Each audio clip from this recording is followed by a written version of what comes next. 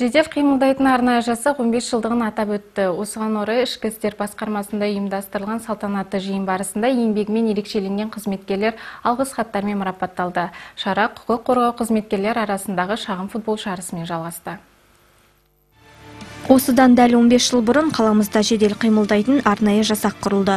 Осы уақыт аралығында атқарылған жұмыс аз емес. Салтанатты жиында басшылық өткен жылдарды қорытындылады.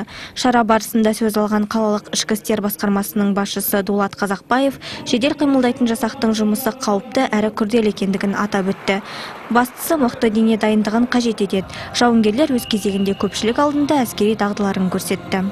Бүгінгі күнгі іс-шара көрсету мақсатымыз қоғам тыныштығын сақтау кезіндегі құқық бұзушыларға қолданатын қоян қолтық ұрыс күресінің тәсілдерін көрсетудеміз. Арнайы жасаққа іріктеу талабы қатаң. Негізінен құрамға белді спортшыларды таңдайды. Жасақ жауынгерлерінің моральдық дайындығы да мықты болуы тиіс. Қылмыскерден қаруды тартып алу, жаралы серігіне көмек көрсету, азаматтарды кеудесімен қорғап қалу бұл тек қызмет барысындағы міндеттер емес, отан мен халық алдындағы борышымыз дейді жасақ жауынгерлері. Арнайы ыңғай дайындықта боламыз. Күніне демалысына 3 уақыт тренировка жасаймыз біз.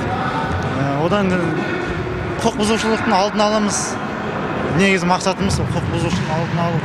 Кездесуге арнайы бөлімнің ардагерлері де қатысты.